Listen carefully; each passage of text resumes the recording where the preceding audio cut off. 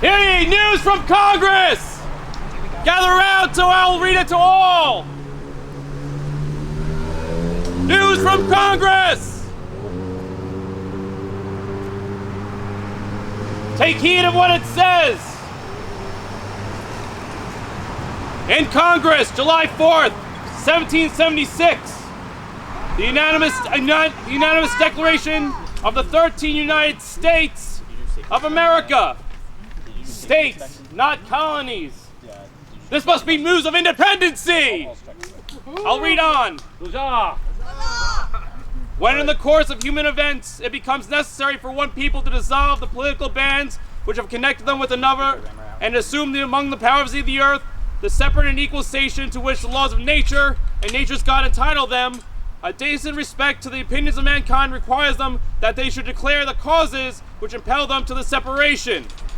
We hold these truths to be self-evident, that all men are created equal, that they are endowed by their Creator with certain unalienable rights, that among these are life, liberty, and the pursuit of happiness, that to secure these rights, governments are instituted amongst men, deriving their just powers from the consent of the governed, that whenever any form of government becomes destructive to these ends, it is the right of the people to alter or to abolish it, and institute new government, laying its foundation on such principles and organizing its powers in such form as them shall seem most likely to affect their safety and happiness.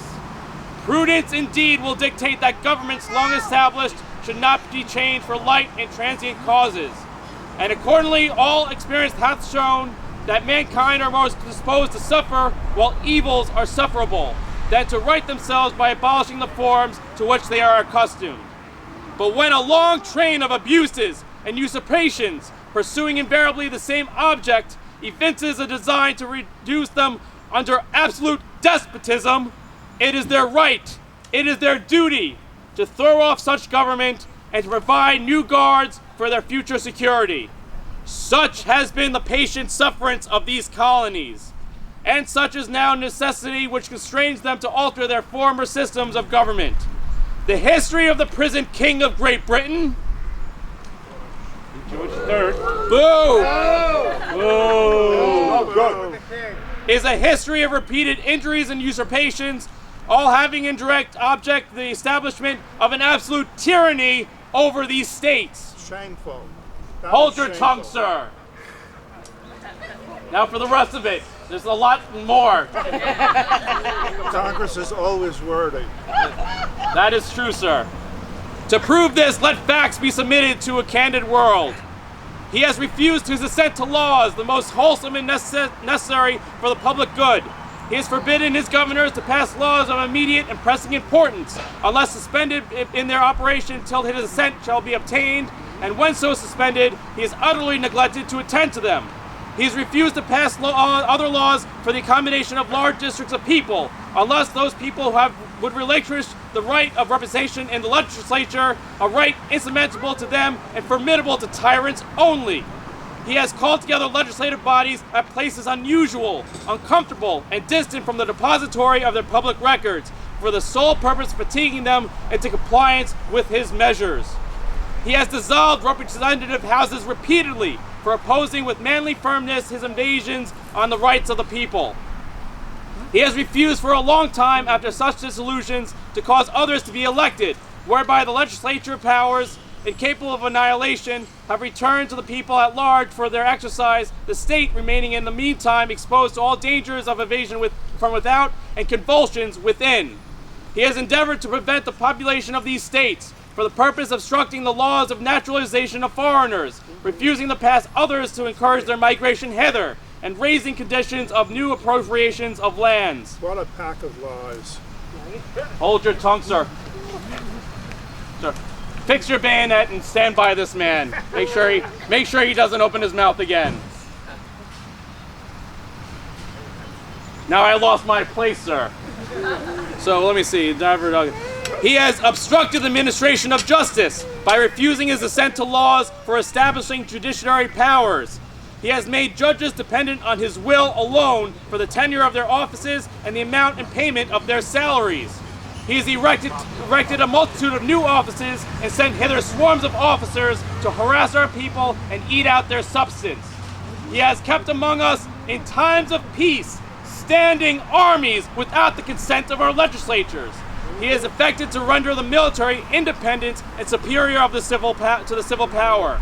He has combined with others to subject us to jurisdiction foreign to our Constitution and unacknowledged by our laws, giving his assent to their acts of pretended legislation, for quarterings of large bodies of armed troops among us, for protecting them by a mock trial from punishment from any murders that they should commit on the inhabitants of these states, for cutting off our trade with all parts of the world, for imposing taxes on us without our consent, for depriving us in many cases of the benefits of trial by jury, for transporting us beyond the seas to be tried for pretended offenses, for abolishing the free system of English law in a neighboring province, establishing therein an arbitrary government, and enlarging its boundaries as to render at once an example and fit instrument for introducing the same absolute rule into these colonies. For Speaks treason. Sir. Keep quiet or I'll run you through, Loyalists. For taking away our charters, abolishing our more valuable laws, and altering fundamentally the forms of our governments.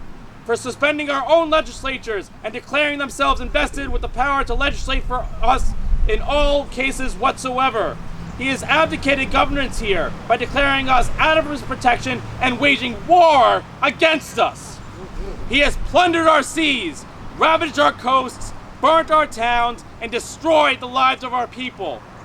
He has at this time transporting large armies of foreign mercenaries to complete the work of death, desolation, and tyranny, already begun with the circumstances of cruelty and perfidy scarcely paralleled in the most barbarous ages and totally unworthy of the head of a civilized nation.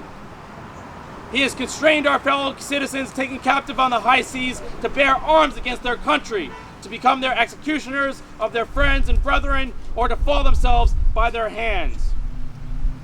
He has excited domestic insurrections amongst us and has endeavored to bring on the inhabitants of the frontiers, the merriless Indian savages, whose known rule of warfare is an undistinguished destruction of all ages, sexes, and conditions.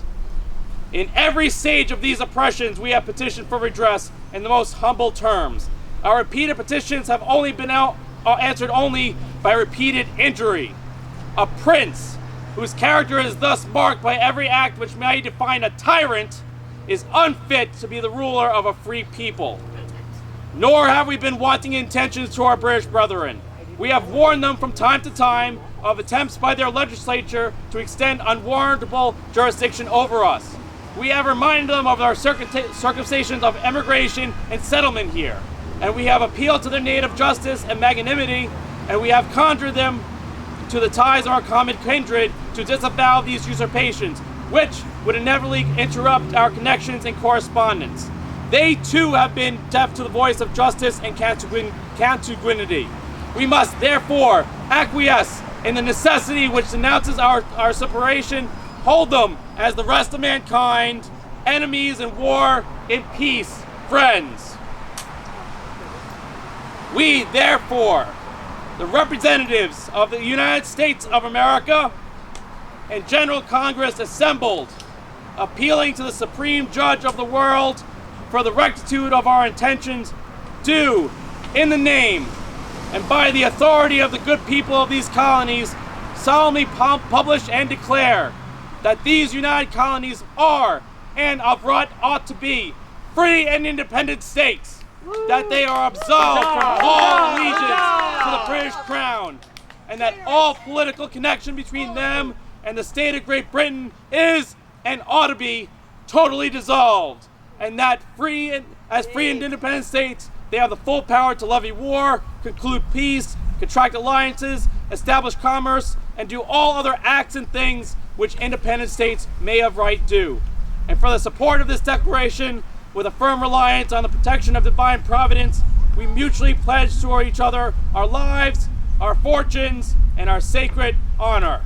Signed by order in behalf of Congress, John Hancock, President. Huzzah! Independence!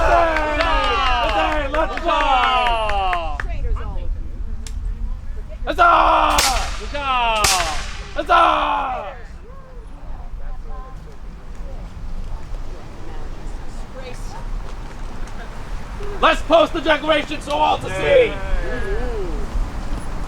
You're a disgrace. Disgraceful. You wait and see. Congress will levy more taxes than the king ever has. Rich people will get elected and run you worse than a royal person will. Go back to England. Hey, we were selfish, spoiled brats. We don't pay our taxes, right? Right. I didn't say that. You didn't hear that. Nobody heard that. Short memories will make for big problems in the future. Wait till they elect those people. Sir, to let's take Congress. down this They're flag. going to abuse us Oh, like listen you have again. never seen. I want you to stand there. I want you to stand here. Oh, I'm sorry. Thank you. Thank you. We shall rip the king's colors and the king's name from this flag.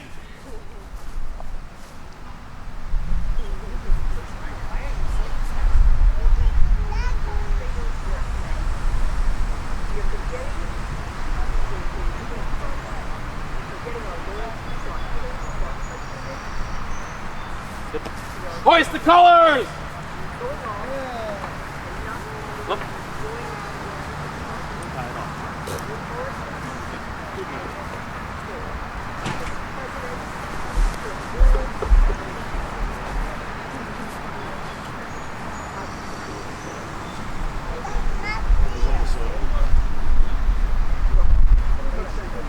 All right, try it again.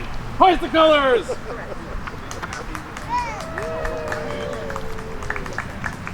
Three cheers for American liberty! Hip hip, huzzay! Hip hip, huzzay! Hip hip, huzzay!